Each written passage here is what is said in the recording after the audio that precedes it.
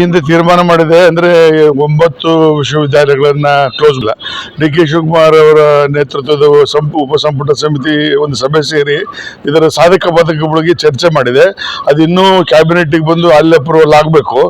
ಆದರೆ ನನ್ನ ಒಂದು ವೈಯಕ್ತಿಕ ಅಭಿಪ್ರಾಯ ಮತ್ತು ನಮ್ಮ ಈ ಶ್ರೀಮಂತ ಕುಲಪತಿಗಳ ವೇದಿಕೆ ಪರವಾಗಿ ನಾನು ಹೇಳಬೇಕು ಅಂತಂದರೆ, ಈ 9 ವಿಶ್ವವಿದ್ಯಾಲಯಗಳನ್ನ ಯಾವುದೇ ಕಾರಣಕ್ಕೂ ಕ್ಲೋಸ್ ಮಾಡಬಾರ್ದು. ಇವತ್ತು ದೇಶದ ಒಂದು ಏನು ಗ್ರಾಸ್ ಎನ್ರೋಲ್ಮೆಂಟ್ ರೇಷಿಯೋ ಅಂತ ಹೇಳ್ತಿದ್ದೀವಿ, ಅದು 50%ಗೆ ಇನ್ನು 5 ವರ್ಷದಲ್ಲಿ ಆಗಬೇಕು ಅಂತಾರೆ. ಈಗ ಇಡೀ ದೇಶದ ಗ್ರಾಸ್ ಎನ್ರೋಲ್ಮೆಂಟ್ ರೇಷಿಯೋ 27% ಇದೆ. ನಮ್ಮ ಕರ್ನಾಟಕದ್ದು 32% ಇದೆ.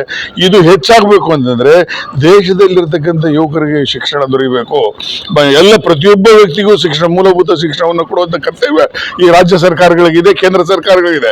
ಹಾಗಾಗಿ ಏನು UGC ಗೈಡ್ಲೈನ್ಸ್ ಪ್ರಕಾರ ಇನ್ನೂ 1500 ವಿಶ್ವವಿದ್ಯಾಲಯಗಳನ್ನ ಇಡೀ ದೇಶದಲ್ಲಿ ತೆಗೆಯುವಂತ ಒಂದು ಪರಿಸ್ಥಿತಿ ಇದೆ. ಅಂಥದ್ರಲ್ಲಿ ನಮ್ಮ ಕರ್ನಾಟಕದಲ್ಲೇ ಒಂದು 50 ವಿಶ್ವವಿದ್ಯಾಲಯಗಳು ಬರೋದಿದೆ. ಹೊಸ ವಿಶ್ವವಿದ್ಯಾಲಯ ತೆಗೆದಾಗ ಮಾತ್ರ ಹೆಚ್ಚು ವಿದ್ಯಾರ್ಥಿಗಳಿಗೆ ಈ ಒಂದು ಉನ್ನತ ಶಿಕ್ಷಣ ಲಭಿಸಲಿಕ್ಕೆ ಸಾಧ್ಯ ಇದೆ. ಈಗ ನೋಡಿ, ನೀವು ಮಂಡ್ಯ ಅಥವಾ ಈ ಕ್ಲಸ್ಟರ್ ಯೂನಿವರ್ಸಿಟಿ, ಮಹಾರಾಣಿ, ನೃಪತುಂಗ ಇವೆಲ್ಲ ಆರ್ಥಿಕವಾಗಿ ಸಬಲರಾಗಿದ್ದಾರೆ.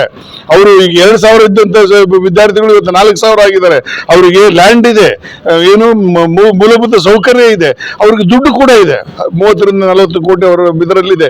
ಸರ್ಕಾರ ಏನು ಮಾಡಬೇಕಾಗಿಲ್ಲ, ಅವನನ್ನು ಸರಿಯಾಗಿ ನಡೆಸ್ಕೊಂಡು ಹೋದ್ರೆ ಸಾಕು. ಇವ್ರು ಇಂಟರ್ಫಿಯರ್ ಆಗದೆ ಇದ್ರೆ ಸಾಕು. ಇವ್ರಿಗೇನು ಹೊಸದೇ ಲ್ಯಾಂಡ್ ಕೊಡೋದು ಬೇಕಿಲ್ಲ, ದುಡ್ಡು ಕೊಡೋದು ಬೇಕಿಲ್ಲ, ಏನು ಮಾಡೋದು ಬೇಕಿಲ್ಲ. ಇವರು ಇರೋ ಹಳೆ ವಿಶ್ವವಿದ್ಯಾಲಯಗಳಲ್ಲಿ ಏನು ಶಿಕ್ಷಕರ ಕೊರತೆ ಇದೆ, ಪ್ರಾಧ್ಯಾಪಕರು, ಅದನ್ನು ಮಾಡಿದ್ರೆ ಸಾಕು. ಅವಾಗ ಮಾತ್ರ ನಿಜಕ್ಕೂ ನಮ್ಮ ದೇಶಕ್ಕೆ, ನಮ್ಮ ರಾಜ್ಯಕ್ಕೆ, ನಮ್ಮ ವಿದ್ಯಾರ್ಥಿಗಳಿಗೆ ತುಂಬಾ ಅನುಕೂಲ ಆಗುತ್ತೆ ಅನ್ನೋದು ನನ್ನ ಅಭಿಪ್ರಾಯ. ಅಲ್ಲ, ಈಗ ಇದು ಅವರ ಉದ್ದೇಶ ಪ್ರೈವೇಟ್ ನವರಿಗೆ ಅನುಕೂಲ ಮಾಡಿಕೊಡ್ಬೇಕು ಅಂತ ಇರ್ಲಿಕ್ಕಿಲ್ಲ.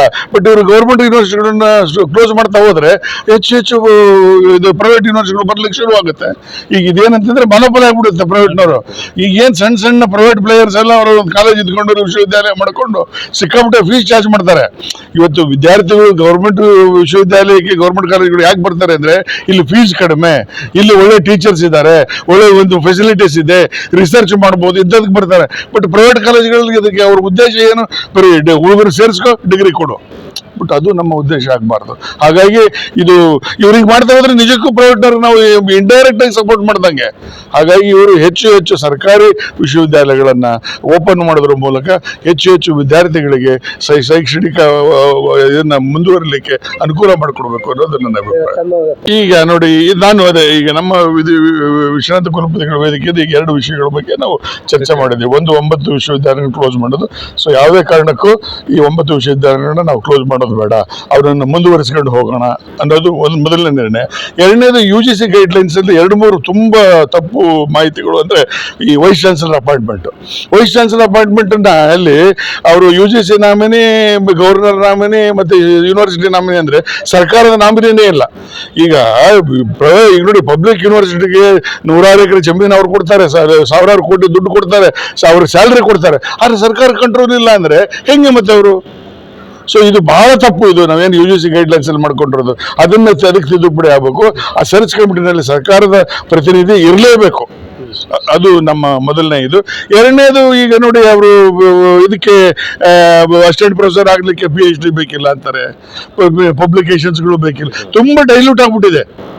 ಸೊ ಈಗ ಎಂಟೈರ್ ಈಗೇನು UGC ಗೈಡ್ಲೈನ್ಸ್ ತಗೊಂಡ್ಬಂದಿದ್ದಾರೆ, ಅದು ಯಾರು ತಜ್ಞರು ಇದ್ದಾರೆ ಅಂದ್ರೆ ಎಲ್ಲ ಗೊಂದಲವಾಗಿದೆ. ಸೊ ಹೀಗಾಗಿ ಇದನ್ನ ಪರಿಶೀಲನೆ ಮಾಡಬೇಕು. ಮತ್ತೆ ಇದು ಎಜುಕೇಶನ್ ಇದೆ ಕಂಕರೆಂಟ್ ಇಶ್ಯೂ. ಸೊ ರಾಜ್ಯ ಸರ್ಕಾರ ಜೊತೆಗೆ ಸೇರಿ ಇವರು ಸಮನ್ವಯ ಸಾಧಿಸಿ ಒಳ್ಳೆಯ ಒಂದು ಇದನ್ನ ಕರಡು ಒಪ್ಪಿಸಬೇಕು ಅನ್ನೋದು ನಮ್ಮ ಅಭಿಪ್ರಾಯ. ಈಗ ರಾಜ್ಯಪಾಲರೇ ಈಗ ಅವರು ಹೇಳ್ತಾರೆ, ರಾಜ್ಯಪಾಲರು ವೈಸ್ ಚಾನ್ಸಲರ್ ಆಗಿರ್ಬೇಕು ಅಂತ, ಇದು ಚಾನ್ಸಲರ್ ಆಗಿರ್ಬೇಕು, ಅವರೇ ನಾಮಿನಿನೇ ಚೇರ್ಮನ್ ಅಂತ ಹೇಳ್ತಾರೆ. ಬಟ್ ನಮ್ಮ ಇದು ಡಿಸ್ಕಷನ್ ರಾಜ್ಯಪಾಲರದು ಏನು ಪ್ರಾಬ್ಲಮ್ ಇಲ್ಲ. ಡಿಸ್ಕಷನ್ UGC ಗೈಡ್ಲೈನ್ಸ್ ರಾಂಗ್ ಇದೆ. UGC ಗೈಡ್ಲೈನ್ಸ್ ಸರಿ ಮಾಡಿದ್ರೆ ಯಾವಾಗ ರಾಜ್ಯಪಾಲರದ್ದು ಏನು ತೊಂದರೆ ಇಲ್ಲ. ಇವತ್ತಿನ ಒಂದನ್ನೆಲ್ಲ ಪರಿಶೀಲನೆ ಮಾಡಿ ಒಂದು ವಿಸ್ತೃತ ವರದಿಯನ್ನ ಮತ್ತೆ ನಾವು ಇವತ್ತು ಸಂಜೆ ಕಳಿಸ್ತೀವಿ.